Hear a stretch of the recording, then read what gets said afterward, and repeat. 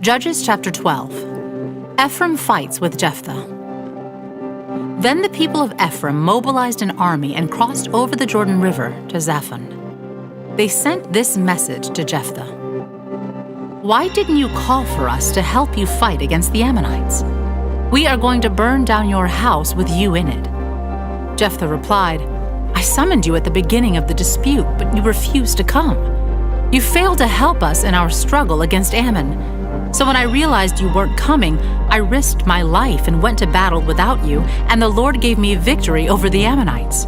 So why have you now come to fight me?" The people of Ephraim responded, "You men of Gilead are nothing more than fugitives from Ephraim and Manasseh." So Jephthah gathered all the men of Gilead and attacked the men of Ephraim and defeated them. Jephthah captured the shallow crossings of the Jordan River, and whenever a fugitive from Ephraim tried to go back across, the men of Gilead would challenge him. "Are you a member of the tribe of Ephraim?" they would ask. If the man said, "No, I'm not," they would tell him to say Shibboleth. If he was from Ephraim, he would say Sibboleth, because people from Ephraim cannot pronounce the word correctly. Then they would take him and kill him at the shallow crossings of the Jordan. In all, 42,000 Ephraimites were killed at that time. Jephthah judged Israel for 6 years. When he died, he was buried in one of the towns of Gilead. Ibzan becomes Israel's judge. After Jephthah died, Ibzan from Bethlehem judged Israel. He had 30 sons and 30 daughters. He sent his daughters to marry men outside his clan, and he brought in 30 young women from outside his clan to marry his sons. Ibzan judged Israel for 7 years. When he died, he was buried at Bethlehem. Elon becomes Israel's judge. After Ibzan died, Elon from the tribe of Zebulun judged Israel for 10 years. When he died, he was buried at Aijalon in Zebulun. Abdon becomes Israel's judge. After Elon died, Abdon, son of Hillel, from Pirathon judged Israel. He had 40 sons and 30 grandsons who rode on 70 donkeys. He judged Israel for 8 years. When he died, he was buried at Pirathon in Ephraim, in the hill country of the Amalekites.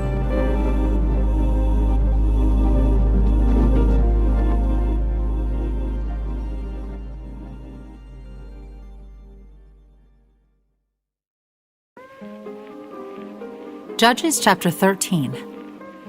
The birth of Samson. Again, the Israelites did evil in the Lord's sight. So the Lord handed them over to the Philistines, who oppressed them for 40 years. In those days, a man named Manoah from the tribe of Dan lived in the town of Zorah. His wife was unable to become pregnant, and they had no children. The angel of the Lord appeared to Manoah's wife and said, "Even though you have been unable to have children, you will soon become pregnant and give birth to a son. So be careful. You must not drink wine or any other alcoholic drink, nor eat any forbidden food. You will become pregnant and give birth to a son, and his hair must never be cut, for he will be dedicated to God as a Nazirite from birth. He will begin to rescue Israel from the Philistines." The woman ran and told her husband, "A man of God appeared to me. He looked like one of God's angels, terrifying to see. I didn't ask where he was from, and he didn't tell me his name, but he told me, 'You will become pregnant and give birth to a son. You must not drink wine or any other alcoholic drink, nor eat any forbidden food, for your son will be dedicated to God as a Nazirite from the moment of his birth until the day of his death.' Then Manoah prayed to the Lord, saying, 'Lord, please let the man of God come back to us again and give us more instructions about this son who is to be born.' God answered Manoah's prayer, and the angel of God appeared once again to his wife as she was sitting in the field. But her husband Manoah was not with her. So she quickly ran and told her husband, 'The man who appeared to me the other day is here again.' Manoah ran back with his wife and asked, 'Are you the man who spoke to my wife the other day?' 'Yes,' he replied, 'I am.' So Manoah asked him, 'When your words come true, what kind of rule should govern the boy's life and work?' The angel of the Lord replied, 'Be sure your wife follows the instructions I gave her. She must not eat grapes or raisins, drink wine or any other alcoholic drink, or eat any forbidden food.' Then Manoah said to the angel of the Lord, 'Please stay here until until we can prepare a young goat for you to eat." "I will stay," the angel of the Lord replied, "but I will not eat anything. However, you may prepare a burnt offering as a sacrifice to the Lord." Manoah didn't realize it was the angel of the Lord. Then Manoah asked the angel of the Lord, "What is your name? For when all this comes true, we want to honor you." "Why do you ask my name?" the angel of the Lord replied. "It is too wonderful for you to understand." Then Manoah took a young goat and a grain offering and offered it on a rock as a sacrifice to the Lord. And as Manoah and his wife watched, the Lord did an amazing thing. As the flames from the altar shot up toward the sky, the angel of the Lord ascended in the fire. When Manoah and his wife saw this, they fell with their faces to the ground. The angel did not appear again to Manoah and his wife. Manoah finally realized it was the angel of the Lord, and he said to his wife, "We will certainly die, for we have seen God." But his wife said, "If the Lord were going to kill us, he wouldn't have accepted our burnt offering and grain offering. He wouldn't have appeared to us and told us this wonderful thing and done these miracles." When her son was born, she named him Samson, and the Lord blessed him as he grew up. And the Spirit of the Lord began to stir him while he lived in Mahanadan, which is located between the towns of Zorah and Eshtaol.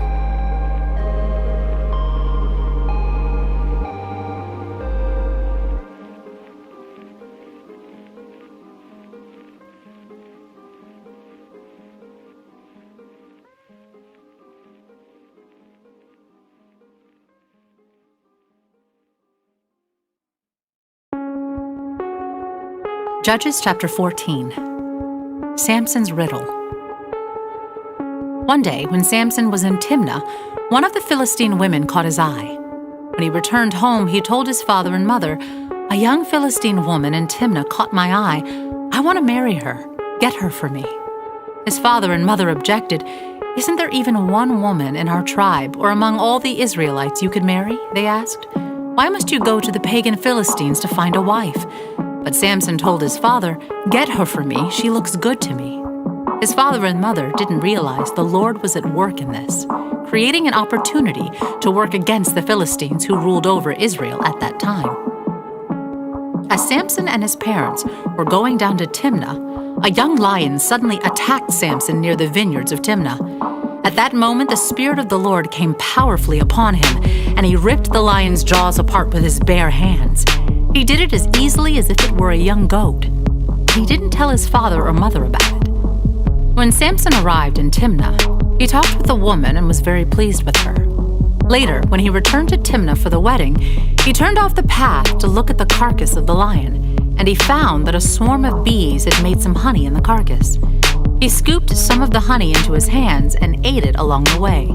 He also gave some to his father and mother, and they ate it, but he didn't tell them he had taken the honey from the carcass of the lion. As his father was making final arrangements for the marriage, Samson threw a party at Timnah, as was the custom for elite young men. When the bride's parents saw him, they selected 30 young men from the town to be his companions. Samson said to them, "Let me tell you a riddle. If you solve my riddle during these 7 days of the celebration, I will give you 30 fine linen robes and 30 sets of festive clothing. But if you can't solve it, then you must give me 30 fine linen robes and 30 sets of festive clothing." "All right," they agreed. "Let's hear your riddle." So he said, "Out of the one who eats came something to eat. Out of the strong came something sweet." 3 days later, they were still trying to figure it out. On the 4th day, they said to Samson's wife, "Entice your husband to explain the riddle for us, or we will burn down your father's house with you in it. Did you invite us to this party just to make us poor?" So Samson's wife came to him in tears and said, "You don't love me, you hate me. You have given my people a riddle, but you haven't told me the answer." "I haven't even given the answer to my father or mother," he replied. "Why should I tell you?" So she cried whenever she was with him and kept it up for the rest of the celebration. At last, on the 7th day, he told her the answer because she was tormenting him with her nagging. And she explained the riddle to the young men.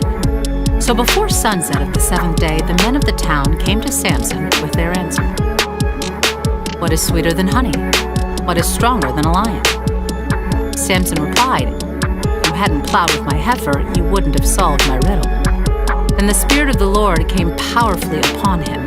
He went down to the town of Ashkelon, killed 30 men, took their belongings, and gave their clothing to the men who had solved his riddle.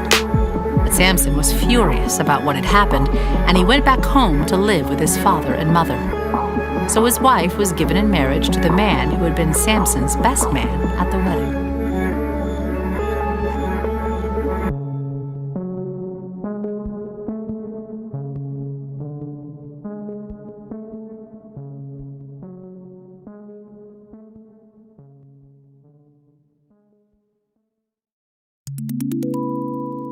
Psalm chapter 143, a psalm of David. Hear my prayer, O Lord. Listen to my plea. Answer me because you are faithful and righteous. Don't put your servant on trial, for no one is innocent before you. My enemy has chased me. He has knocked me to the ground and forces me to live in darkness like those in the grave. I am losing all hope. I am paralyzed with fear. I remember the days of old. I ponder all your great works and think about what you have done. I lift my hands to you in prayer. I thirst for you as parched land thirsts for rain. Come quickly, Lord, and answer me, for my depression deepens. Don't turn away from me or I will die. Let me hear of your unfailing love each morning, for I am trusting you. Show me where to walk, for I give myself to you. Rescue me from my enemies, Lord. I run to you to hide me. Teach me to do your will, for you are my God. May your gracious Spirit lead me forward on a firm footing. For the glory of your name, O Lord, preserve my life. Because of your faithfulness, bring me out of this distress. In your unfailing love, silence all my enemies and destroy all my foes. For I am your servant.